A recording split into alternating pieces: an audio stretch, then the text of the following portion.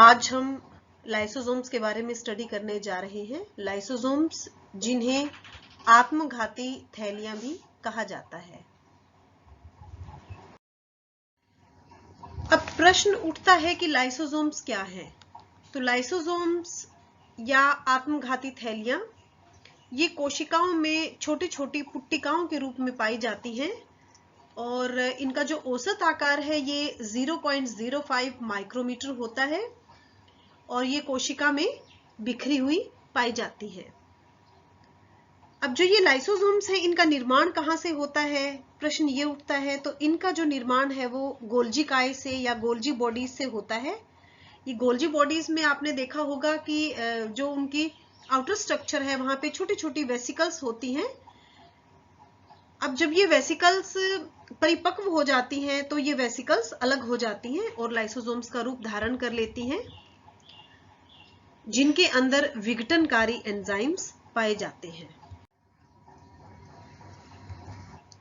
Lysosomes में 36 types के अपघटनकारी या विघटनकारी आप कह सकते हो हाइड्रोलाइटिक इसमें एंजाइम्स पाए जाते हैं और ये एंजाइम्स कार्बोहाइड्रेट, लिपिड्स हैं या न्यूक्लिक एसिड्स हैं या प्रोटीन है, इनके ये अपघटन का कार्य करते हैं और इस तरह से ये कार्बोहाइड्रेट, लिपिड व प्रोटीन के पाचन में भी मदद करते हैं।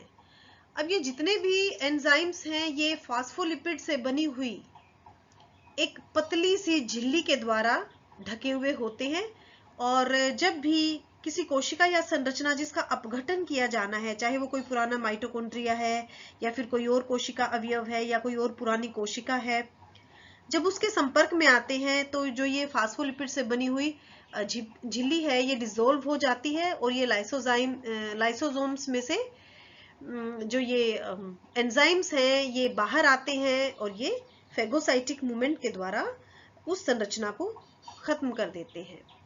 अब कई बार लाइसोसोम्स न सिर्फ कोशिका को नष्ट कर देते हैं, स्वयं को भी नष्ट कर देते हैं, तो इसीलिए इन्हें आत्मघाती थैलियां भी कहा जाता है और इनकी जो कोशिका में संख्या है वो लगभग 16 होती है।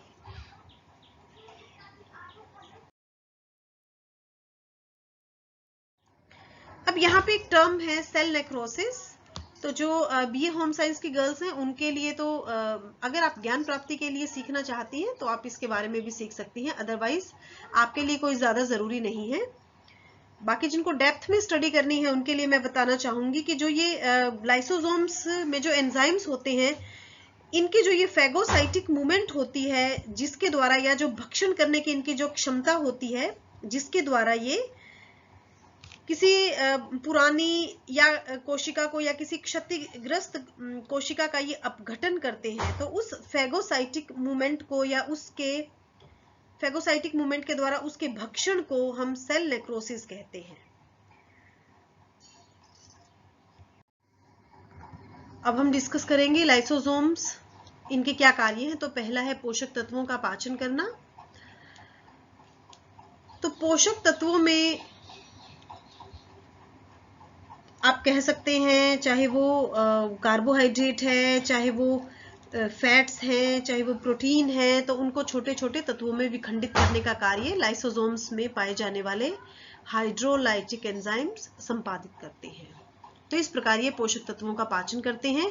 हानिकारक जीवाणुओं को नष्ट करना, जब हमारे शरीर में बाह्य जीवाणु प्रवेश करते हैं, चाहे वो वायरस, बैक्टीरियाज हैं, तो जो लाइसोसोम्स हैं इनके एंजाइम्स एक्टिव हो जाते हैं और फेगोसाइटिक मूवमेंट के द्वारा ये उनका भक्षण करके उनको नष्ट करने का कार्य करते हैं और कहीं ना कहीं हमें प्रतिरोधकता भी प्रदान करने का कार्य करते हैं।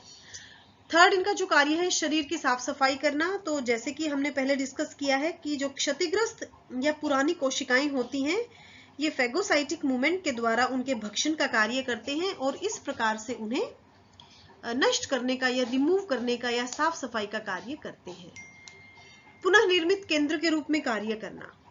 तो जो पुनः निर्मित केंद्र है, रीजनरेटेड सेंटर है, उसके रूप में ये कैसे कार्य करेंगे, जो पुरानी या क्षतिग्रस्त कोशिकाएं हैं उनको ये या उनके कोशिका अवयव है उनको नष्ट करते हैं और नई कोशिकाओं के लिए ये स्थान बनाते हैं। अब इसके बाद है निषेचन में मदद करना। तो फर्टिलाइजेशन प्रोसेस में भी जो लाइसोसोम्स हैं ये अपनी इस हाइड्रोलाइटिक एंजाइम्स की एक्टिविटी के द्वारा ये कार्य करते हैं। ये जो डीएनए जब शुक्राणु के और अंडाणु के डीएनए आपस में मिलते हैं तो जो उनकी जो बाह्य दीवार होती है उसको डिसॉल्व करने में भी अपनी भूमिका निभाते हैं। तो यहाँ पे आप स्ट्रक्चर देख रहे हैं लाइसोसोम्स की। ये इसकी बाह्य मेम्ब्रेन है और एक ही इसमें झिल्ली पाई जाती है, फॉस्फोलिपिड्स की बनी हुई ये झिल्ली होती है और इसके बीच में ये एंजाइम्स आपको दिख रहे हैं, ये हाइड्रोलाइटिक एंजाइम्स हैं। तो इसमें 36 टाइप्स ऑफ हाइड्रोलाइटिक एंजाइम्स पाए जाते हैं। अब यहाँ पे आप देखेंगे इस चित्र में ये फेगोसाइटोसिस जो प्रोसेस है, जो फेगोसाइटिक मूवमेंट है, इसको दर्शाने का प्रयास किया गया है। तो ये भोज्य पदार्थ आप देख रहे हैं किस प्रकार से ये इसको खाद्य पदार्थ को ये घेर लेते हैं एंजाइम्स, और फिर जो ये हाइड्रोलाइटिक एंजाइम्स हैं ये इसको डिसॉल्व करने का कार्य कर देते हैं और डिसॉल्व करके ये इसको ग्रहण कर लेते हैं, इसका ये भक्षण कर देते हैं और उसके बाद ये अपशिष्ट पदार्थों का निष्कासन कर देते हैं।